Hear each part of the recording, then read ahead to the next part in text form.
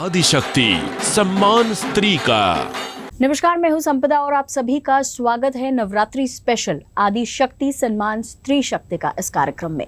जैसा कि हम सब कहते हैं कि एक स्त्री में बहुत अलग अलग रूप होते हैं, उन्हीं में से एक रूप होता है एक गुरु का, एक शिक्षक का। वो हमें सिर्फ हमारी पढ़ाई के बारे में नहीं, जो कि आने वाले जीवन के लिए, संपूर्ण हमारे जीवन यात्रा के लिए तैयार करते हैं। ऐसी ही एक आदिशक्ति आज हमारी गेस्ट हैं, जो कि कमिंस कॉलेज ऑफ इंजीनियरिंग, एक लौता इंजीनियरिंग कॉलेज जो कि खासकर लड़कियों के लिए है। As a professor communication skills पढ़ाकर वहाँ की लड़कियों को उनके आने वाले जीवन के लिए तैयार करती है। तो आइए मिलते हैं हमारी आज की आदिशक्ति मिसेस रश्मि देशपांडे मैम से। मैम, बहुत बहुत स्वागत है आपका हमारे इस कार्यक्रम में। धन्यवाद आपका। और जैसे कि मैंने पहले कहा कि कमिंस कॉलेज ऑफ इंजीनियरिंग एक लौता इंजीनियरिंग कॉलेज खासकर लड़कियों के लिए है, तो वहाँ आप सॉफ्ट स्किल पढ़ाती हैं लड़कियों को, जो कि उन्हें तैयार करता है उनके इंटरव्यूज़ और इनके लिए। तो सबसे पहले आपसे जानना चाहूँगी कि सॉफ्ट स्किल एक ऐसा सब्जेक्ट है जो बहुत वास्ट है, हर प्रोफेशन के लिए सपोर्टिंग होता है, तो यहाँ इस पर्टिकुलर सब्जेक्ट को ही पढ़ाना है, ऐसा कुछ आपने पहले से प्लान किया था या एक्सीडेंटली हो गया? थैंक यू संपदा। मैं वहाँ पे कम्युनिकेशन स्किल्स के क्लासेस लेती हूँ right from first year to final year. और टीचिंग प्रोफेशन में आना ये मेरा कोई प्लान नहीं था, ये एक्सीडेंटली हुआ। एक्चुअली मेरे एजुकेशन और शादी के बाद वी वर सर्चिंग कि हमें किस फील्ड में ये करना चाहिए, and I got an opportunity. मेरे फादर ने मुझे एक अपॉर्चुनिटी दी टीचिंग प्रोफेशन में आने के लिए, और 2003 से मैं इस टीचिंग प्रोफेशन में हूँ यहाँ नागपुर में। I have been here in Cummins Maharshi Karve Stree Shikshan Sanstha Cummins college of engineering for women Nagpur since 2010। I am a foundation member of this institution. वहाँ पे मैं काम करते हुए मुझे आज 10 साल हो गए, और ये ओनली गर्ल्स इंजीनियरिंग कॉलेज है नागपुर में। और ये हमारा सौभाग्य है और ये बहुत प्राउड मोमेंट है कि हम ऐसे संस्था और ऐसे इंस्टीट्यूशन के साथ काम कर रहे हैं और उनसे जुड़े हुए हैं। थॉटफुल डिसीजन या ऐसा प्री प्लान नहीं था। अब मुझे अपॉर्चुनिटीज़ मिलती गई मेरे शादी के बाद यहाँ नागपुर में। 2003 से मुझे बहुत अच्छे अच्छे कॉलेजेस में काम करने की अपॉर्चुनिटीज़ मिलती गई, और मैंने एज ए कॉन्ट्रीब्यूटरी ज्वाइन किया। 2003 टू 2008 मैंने कॉन्ट्रीब्यूटरी किया, लेकिन 2010 से ये मुझे कमिंस इंजीनियरिंग कॉलेज में जो एक जॉब अपॉर्चुनिटी मुझे मिली, और वहाँ से अभी मेरा उनके साथ ये कनेक्शन है और गहरा है, और मैं उनसे जुड़ी हुई हूँ। इंजीनियरिंग के स्टूडेंट्स को कम्युनिकेशन स्किल्स पढ़ाते हैं। कम्युनिकेशन स्किल्स ऐसा है जो उन्हें उनके इंटरव्यूज़ और उनके लिए प्रिपेयर करते हैं, या अदरवाइज़ भी मतलब कहीं अगर जॉब के लिए जाते हैं तो उनके प्रोफेशनल लाइफ के लिए उन्हें आप प्रिपेयर करते हैं। मुझे पूछना ये है कि इंजीनियरिंग एक टेक्निकल फील्ड है पूरा, और वहाँ पे लड़कियाँ स्पेशली आ रही हैं अभी अलग अलग स्ट्रीम्स में इंजीनियरिंग की, तो आपको क्या लगता है, क्या स्ट्रेंथ्स आपको लगती है कि लड़कियों में हैं जो इस फील्ड में भी वो आगे बढ़ सकती हैं? हमारा girls engineering Cummins engineering college for women, ये जो गर्ल्स इंजीनियरिंग कॉलेज है, एक्चुअली हमारी संस्था ही स्त्री शिक्षण संस्था है, और इसकी लेगेसी काफ़ी पुरानी है, काफ़ी रिच लेगेसी की है।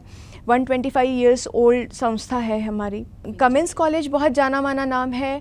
महर्षि कर्वे स्त्री शिक्षण संस्था बहुत बड़ी संस्था है, और उन्हीं का ये इंजीनियरिंग कॉलेज नागपुर में 2010 से है। तो वहाँ पे काम करते हुए और स्टूडेंट्स के साथ कम्युनिकेशन स्किल्स के क्लासेस लेते हुए जब हम उनके साथ होते हैं, तो उनकी स्ट्रेंथ हमें ये देखने को मिलती है कि वो गर्ल्स और विमेन बाय नेचर, उनमें जो एक एलिमेंट, बेसिक एलिमेंट जो होता है वो सिंसियरिटी होती है, डेडिकेशन होता है, और वो बहुत ही ज़्यादा जल्दी कनेक्ट हो जाती हैं उस एनवायरनमेंट से, जो उनके लिए एक बहुत बड़ी स्ट्रेंथ होती है।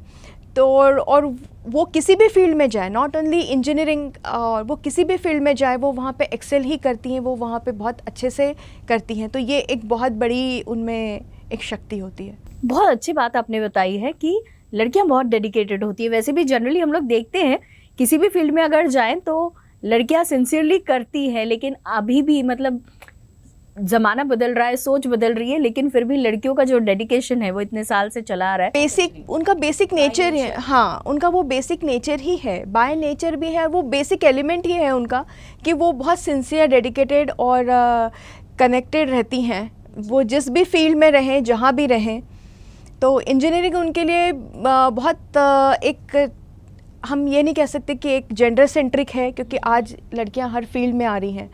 और हमारे कॉलेज में Cummins engineering for women Nagpur में जो ब्रांचेस हैं, computer engineering, mechanical engineering, electronics and telecommunication engineering, तो उसमें right from first year to final year जब वो एडमिशन लेती हैं तो वो हर चीज़ खुद से मैनेज कैसे करना, हर प्रोजेक्ट, हर एक्टिविटीज़ कैसे उसको वर्कआउट करना, उसको कैसे प्लान करना, उसको एग्जीक्यूट कैसे करना, वो इतने सिंसियरली और इतने एफिशिएंटली करती हैं।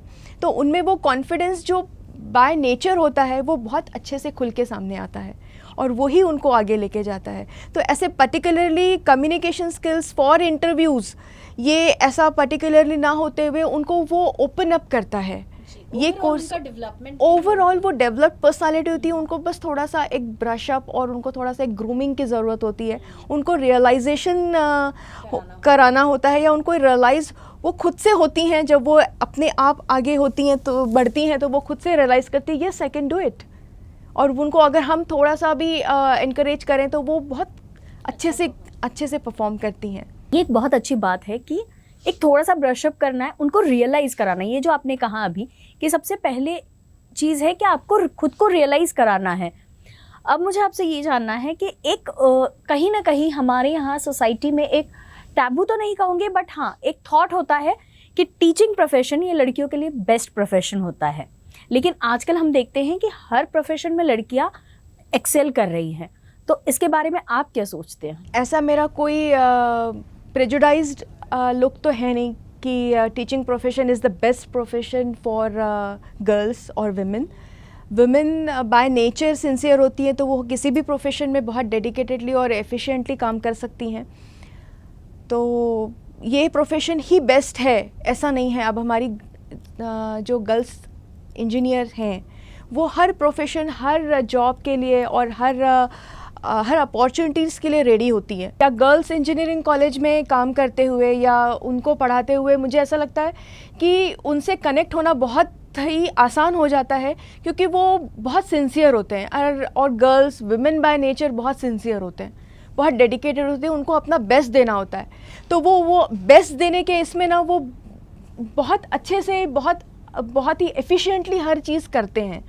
और वो इंटरव्यूज़ में जाएंगे या कोई इन हाउस कोई प्रोग्राम करना है, डिपार्टमेंटल एक्टिविटीज़ हैं या फिर कोई कॉलेज रिलेटेड एक्टिविटीज़ हैं, तो वहाँ पे हमारा एक जेंडर सेंट्रिक कॉलेज है, girls engineering college, only girls engineering college in Nagpur. तो बहुत बार ऐसा जब स्टूडेंट्स एडमिशन के लिए आते हैं तो पेरेंट्स पूछते हैं कि को एजुकेशन नहीं है या गर्ल्स का थोड़ा सा एक रहता है, लेकिन जब वो यहाँ पे एजुकेशन लेना शुरू करते हैं फर्स्ट ईयर, जैसे 4 इयर्स का कोर्स है, तो first year right from first year उनको हर चीज़ खुद मैनेज करनी होती है।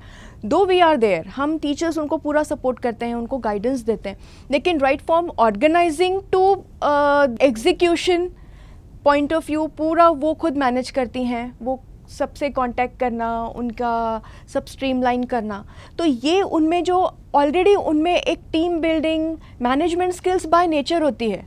और वो क्या है ना, वो उनका बेसिक एलिमेंट ही है कि वो हर चीज़ में परफेक्ट देना चाहती हैं, हर चीज़ में एक्सेल देना चाहती हैं। अगर वो घर में एज अ सिस्टर है या एज अ डॉटर है तो वो अपने पेरेंट्स के लिए भी बहुत ही उतने ही डेडिकेटेड और वो एक्सेल करना चाहेंगी। मदर है तो वो अपने बच्चों के लिए जितना टाइम मिलेगा वो क्वालिटी देना चाहेंगी। तो वो चीज़ स्टूडेंट में भी मुझे देखने को मिलती है। आप एक टीचिंग प्रोफेशन में हैं, एक गुरु तुल्य है टीचिंग प्रोफेशन, यानी आप डेवलप करते हैं बच्चों को उनकी करियर और उनके आगे की ज़िंदगी के लिए। तो एक अगर बदलाव आपको समाज में लाना है तो वो कौन सा बदलाव आप लाना चाहेंगे? संपदा जी, आपने मुझे बहुत बड़ा सवाल पूछा है, क्योंकि समाज में बदलाव लाना ये बहुत बड़ी बात है। और मेरा ऐसा मानना है कि बहुत बड़ी ऊंचाइयों को छूने से पहले अगर हम छोटा सा हम जिस प्रोफेशन में हैं, अगर हम उस प्रोफेशन के लिए हमारी सिंसियरिटी है, हम ऑनेस्ट हैं और हम डेडिकेटेड हैं, तो जो बदलाव हम दूसरों में देखना चाहते हैं वो हम खुद से ही उसको इनिशिएट कर सकेंगे और हम वो खुद से ही शुरुआत कर सकेंगे। तो मुझे ऐसा लगता है कि समाज अपने आप ही उस चीज़ को एक्सेप्ट करता जाएगा। वो समाज हमसे ही बना है ना। हम जिस प्रोफेशन में हैं उस प्रोफेशन की ग्रेविटी, उसकी सिंसियरिटी, और अगर हम उससे ऑनेस्ट रहें, हम पूरे ईमानदारी के साथ और पूरे ऑनेस्टी के साथ अगर हम अपने प्रोफेशन को जस्टिफाई करते हैं तो समाज में बदलाव अपने आप आ जाएगा। जो हम दूसरों में देखना चाहते हैं वो अगर हम खुद से उसमें इनिशिएट करें तो मुझे ऐसा लगता है कि कुछ अलग करने की ज़रूरत नहीं। ये बहुत इम्पॉर्टेंट और बहुत एप्ट मुझे ऐसा लगता है आज के इस कार्यक्रम में आपने मैसेज दिया है। जैसा मैंने पहले कहा, कार्यक्रम का नाम है आदि शक्ति। तो एक आदि शक्ति ने नवरात्रि के अवसर पर इतना अच्छा मैसेज दिया कि जो बदलाव आप चाहते हैं, पहले अगर वो गुण अपने आप में आप ले आते हैं तो आपको कुछ अलग करने की ज़रूरत ही नहीं है, समाज में बदलाव अपने आप आ जाएगा। मैडम, आप यहाँ आए और इतना अच्छा इतनी अच्छा मैसेज तो दिया ही है, साथ ही साथ आपने अपने प्रोफेशन के बारे में भी इतनी अच्छी बातें हमें बताई। हमारे जो दर्शक हैं उन्हें ज़रूर फ़ायदा होगा इस बात का, ये उम्मीद करती हूँ। Thank you so much. आपका बहुत बहुत धन्यवाद संपदा जी, जो आपने मुझे यहाँ आज आदिशक्ति इस प्रोग्राम के लिए इनवाइट किया। महर्षि कर्वे स्त्री शिक्षण संस्था के Cummins engineering college for women Nagpur की ओर से मैं यूसीएन के सभी दर्शकों को नवरात्रि की शुभकामनाएं देती हूँ। बहुत बहुत धन्यवाद। Thank you so much. और आपके और आपके संस्थान के सभी के लिए यूसीएन की तरफ से नवरात्रि की शुभकामनाएं।